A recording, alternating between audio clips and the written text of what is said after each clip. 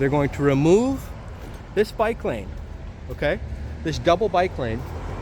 And look, there's a car driving in it right now because he doesn't even know what to do. That's a bike lane, bro. That's a bike lane. He's driving right in the bike lane because he doesn't even know what to do. He's clueless. It's so confusing. Hello, everyone. Today is Tuesday, December 3rd, 2024. The time is around 12 noon Pacific, and the temperature is 63 degrees Fahrenheit here in San Francisco. Welcome back to the West Coast Walker channel, everyone. My name is Robert, and today I'm going to show you a little bit of a different video. We're going to be discussing the controversy here in San Francisco surrounding the Valencia Street bike lanes. Let's go. So right now we're at the corner of Valencia and 15th Street here in downtown San Francisco. And as you can see, this person is on a bike and he's right in the middle of the street. What's going on here? What's going on here? Well, look. This bike lane right here has two bike lanes, and then over here is a car lane, and then over here is another car lane. Have you ever seen anything like this? And I believe the answer is probably going to be no, because this setup we have here may be the first time it's ever been implemented in the world. It's some sort of pilot project that San Francisco has decided to do to put bike lanes in the middle of the street and then have cars on both sides. It's very strange. Very, very controversial here on Valencia Street, a major commercial thoroughfare in the city of San Francisco. And so why is it controversial? Well, several reasons. Safety, one, like a lot, although so safety is a little bit 50-50, because some bicyclists, they love these bike lanes, and some bicyclists say it's very dangerous. Cars do not like it because they're not used to having to drive on this one side of the road and then having bikes, and then they have the other side of the road over there. It's very strange. And if, say, there are parking spots here, but they took out a lot of parking spots. See, there are a few parking spots here, but they took out many to build these bike lanes. And so this Valencia Street corridor has been basically, well, many people say it's basically a ghost town ever since this bike lane has been installed. Businesses here have suffered tremendously. There are so many closed small businesses here in the Valencia corridor.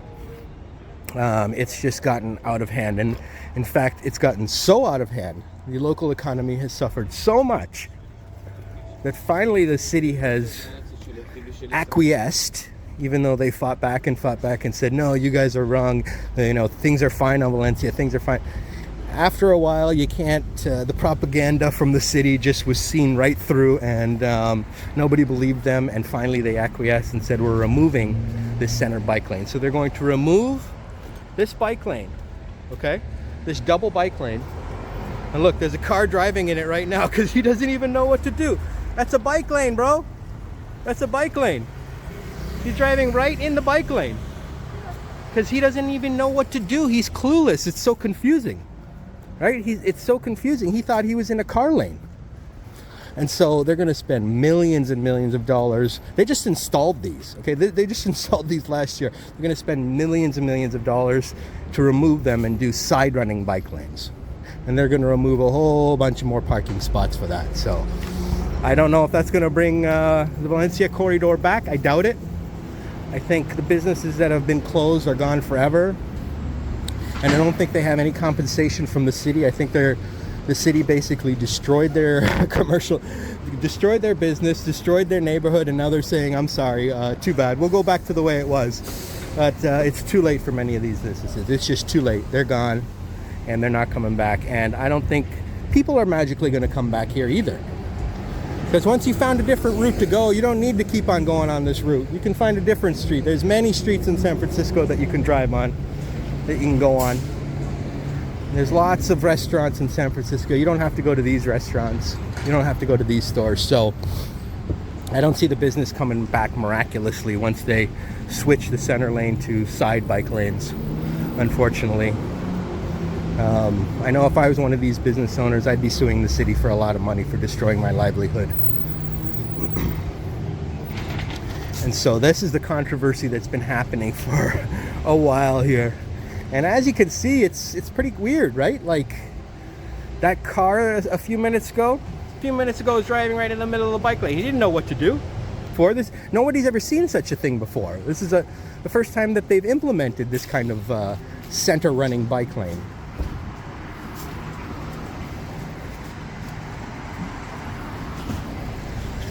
And so they're going to spend millions of dollars to redo this again. And this was just a complete fiasco and a complete disaster for this particular neighborhood, which was once bustling.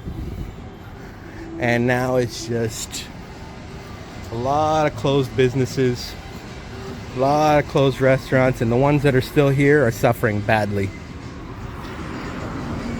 And finally the city has said, all right, we're going to try and fix it, but if you ask me, it is too late.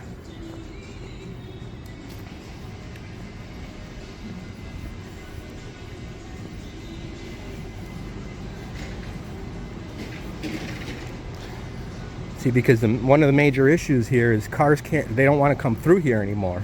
You see, it's too hard to drive around here. If somebody just double parks for like a few minutes, they're going to back up traffic all the way, because you can't go around them because of that center bike lane. You see how tight it is here? See how tight it is here? Right? You can only really fit, if somebody decides, oh, I just need to double park for a second to run in the Jake's Steaks over there real quick. And if he does that, no one can go around him because of this bike lane. So it just blocks traffic all the way back up as far as the eye can see. And so cars don't want to come here anymore. And so this commercial district has just been essentially wiped out by the city, by their folly. See, no wonder the mayor didn't win re-election, because some of the policies that they've put forth have been just so bad for business.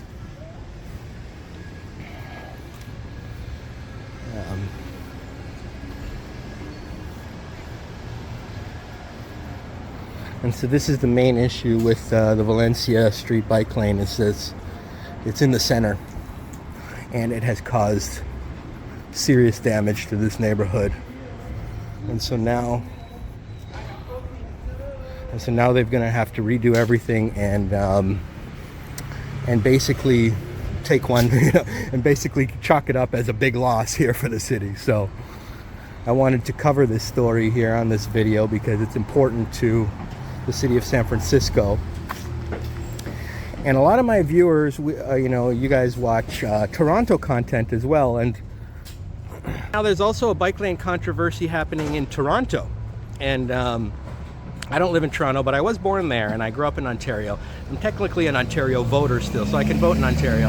And so I thought I would discuss the Toronto bike lane issue as well, just because it ties in a little bit to this issue here in San Francisco. So the Toronto, in Ontario, they have progressive conservatives, they call them. The Conservative Party is in charge of Ontario, and they have Premier Doug Ford, who's the Premier of Ontario, and he's putting forth this bill, which states that from now on, if in Ontario, if you want to put in a bike lane, you basically need provincial approval.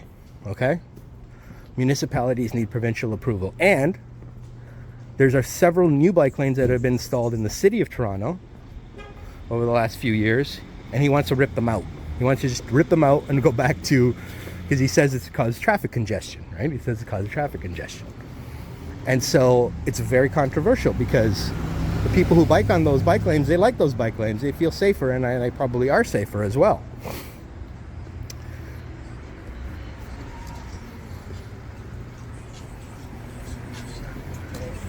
As we reach 18th and Valencia.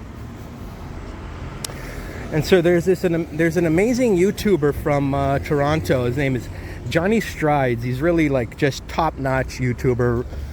I am a huge fan of his. I've been watching his videos for at least 4 years now. He does live streams, and he does, sometimes he even rides his bike and actually does live streams. He bikes a lot, and he's super big on biking. And he covered this particular bike lane controversy on his channel. I'm sure many of you are familiar with Johnny Strides. My viewers are.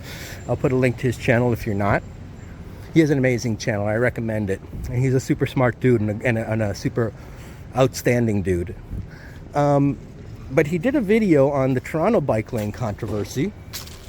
Johnny did a video on the Toronto bike lane, and he covered it beautifully. He said all the reasons why this bill should not pass in Ontario, right? Safety and congestion and all these other things. And so he gave, very good points, and he even included studies. And so I really liked his video, except for one thing. He did not give the other side of the story. He did not tell his viewers why Doug Ford and the Conservatives want to put forth that bike lane bill. He gave a lot of reasons why you shouldn't pass it, but he never gave any reasons why it was even being proposed in the first place. And it has nothing to do with Doug Ford hating bikers. It has nothing to do with Doug Ford receiving some sort of bribe. I know there's some other issues in Ontario where some people are accusing Doug Ford of receiving, under the table bribes or some sort of other scandals. But for this bike lane bill, no, it has nothing to do with any bribes. The reason that they're putting forward the bike lane bill in Ontario is very simple. It's called politics. Pure, unadulterated politics. And what do I mean by politics? So the Toronto Star is the biggest newspaper in Ontario, in Toronto. And they put forth a poll. They hate Doug Ford, okay? They hate Doug Ford just as much as Johnny Strides hates Doug Ford, all right? So they're not pro Doug Ford. And they put forth, they did a poll. And they asked Ontarians about this question, about the bike lanes. And 55% of Ontarians support Doug Ford's bike lane plan, and only 28% disagree. 55% of Ontario wants Doug Ford to rip out those bike lanes and clamp down on bike lanes throughout the province, and only 28% disagree. Now, that's double, okay? 28 times 2 is 56, so 55, that's almost double, okay? So when you have almost double of the people supporting your policy, okay? It's a winning issue. It's a big time winning issue, regardless of whether the policy is good or not. It's a winning issue.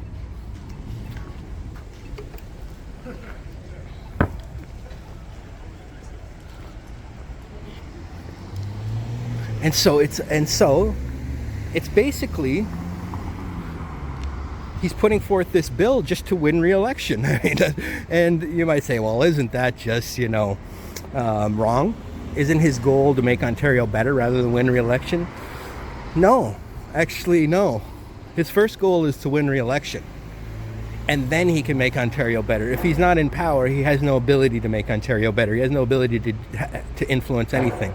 Right? It'll be the opponent doing the influencing. You see? And so that's the thing with democracy. Politicians have to win first. Then they can affect change. You don't win, you can't affect change. Your opponent affects the change. You see? And so when it comes down to a bill like this, which is just pure unadulterated politics, frankly, it would almost be political malpractice for Doug Ford not to put forth this bill. Right? It'd be almost political malpractice for Doug Ford not to put forth this bill. Because he doesn't only have to worry about his own political survival, but also the 79 MPPs that also want to get reelected in Ontario in the next election. And since the bill has such widespread support throughout the entire province, this is a major winning issue for him. And it's kind of like if the Blue Jays had Shohei Ohtani and they benched him, he had Shohei Ohtani, they would play him, right? He's the best player in the major leagues. So regardless of whether it's right or wrong, you got to play him. forth that bill regardless of whether it's right or wrong. And so that's why Doug Ford's doing it. It has nothing to do with hate. It has nothing to do with, bribes. It has nothing to do with corruption. It has to do with just pure, unadulterated politics. And you're asking, now your second question might be, well, wait a second, why do 55% of Ontarians hate bike lanes? What are they so against bike lanes for? I mean, what's the big deal? Like, why can't they have why are bike lanes so controversial? Aren't they good for safety and all that stuff? And of course they're good for safety. They're absolutely good for safety. But here's the thing. Most people don't really bike. Okay? Most people don't really bike. And I'll give you a little bit of information about Ontario's politics. So Doug Ford, the progressive conservative, he has a very strong base, a very deep base of voters. It's the rural areas, it's the suburban areas, which are made up, mostly just regular people, regular white folks. I don't like to talk about race much, but this particular issue is actually divided according to racial lines in many ways. But it's because in the city of Toronto, Doug Ford has very strong support amongst the ethnic minority community. Doug Ford in Ontario has very, very strong support amongst the ethnic minority community in Toronto, especially the black community and the brown community, the Indian, South Asian. In Canada, in Toronto, most of the people who are black are of Jamaican descent or Caribbean descent, and there's also a lot of, African immigrants as well, but traditionally Toronto's black community is from Jamaica originally, and they've came a long time ago.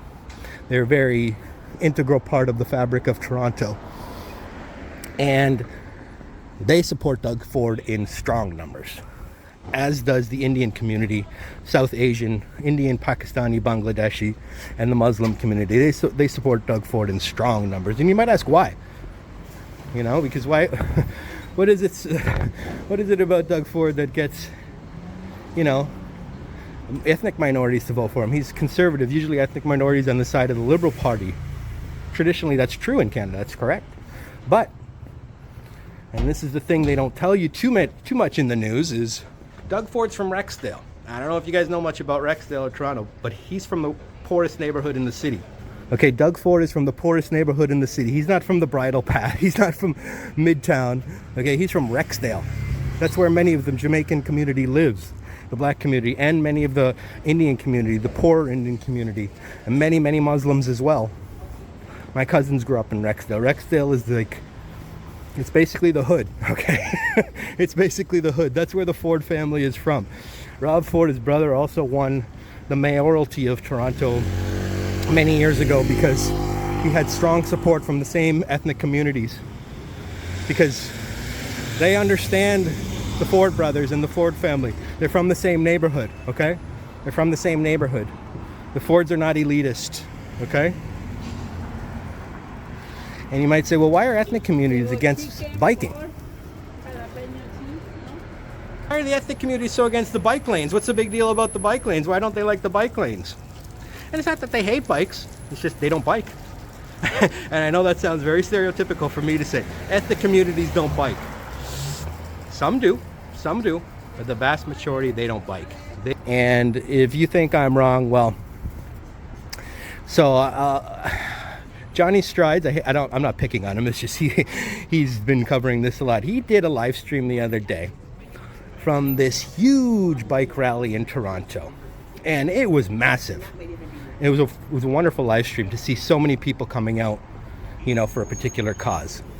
And they all had bikes. There was probably at least 2,000 people there. I don't know, but there seemed like a lot.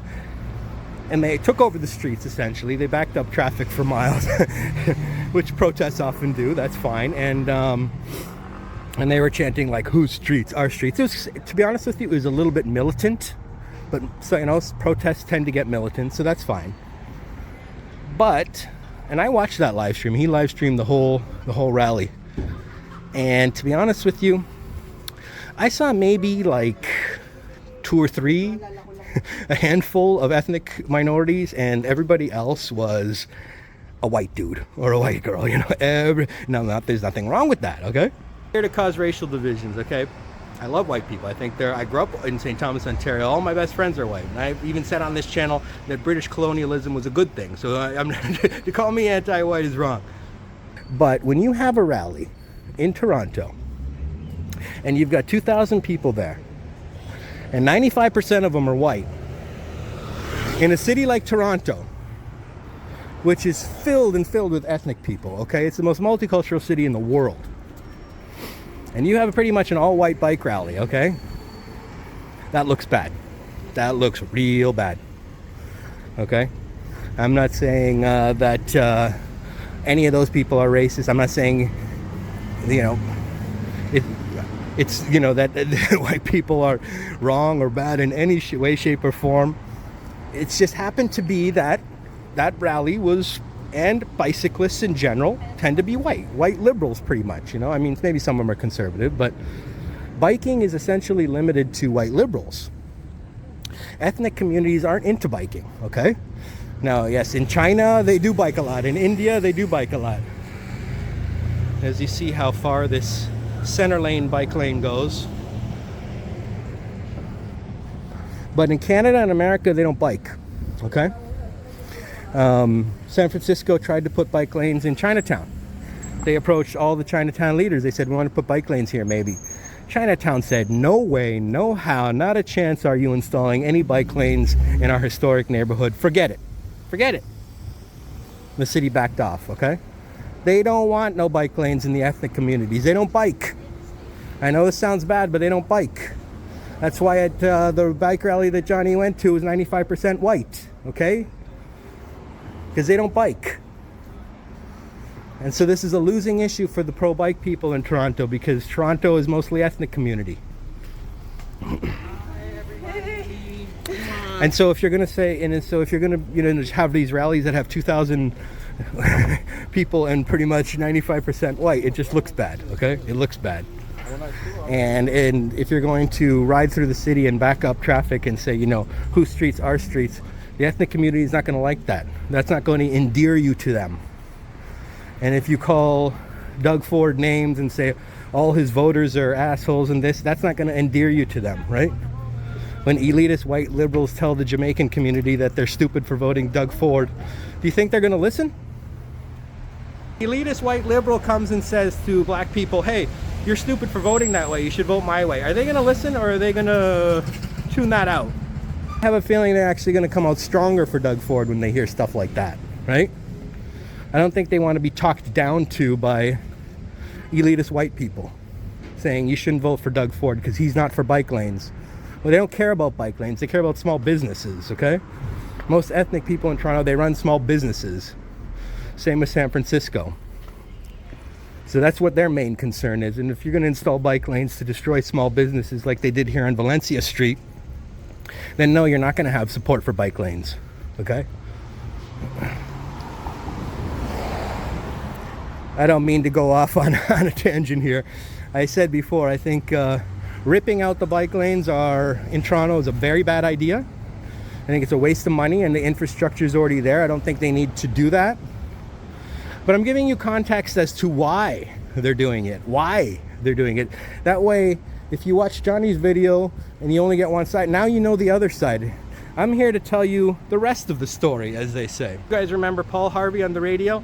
He used to do these little snippets and say, now you know the rest of the story. And that's what I'm here today to do, is tell you the rest of the story.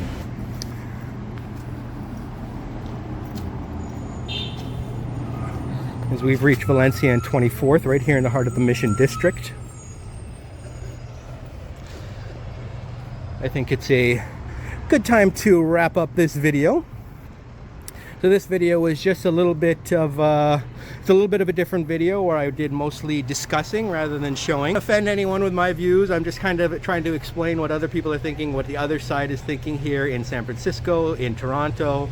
I wanted to link the two since they've both been in the news a lot, and a lot of my viewers watch Johnny, and so I wanted to give you a little bit more context, both in the Toronto as well as here in San Francisco. Like I said, I wanted to give you the rest of the story, So hopefully I did it in a respectful way. I hope I didn't offend anyone. And I don't know if Johnny strives to watch this video. I hope he does. And I I would love to continue the conversation with him if he was interested. But please click like and subscribe. Hit those notifications, everyone, and we will see you on the next one. I'll be going live soon. All right, take care. Bye now.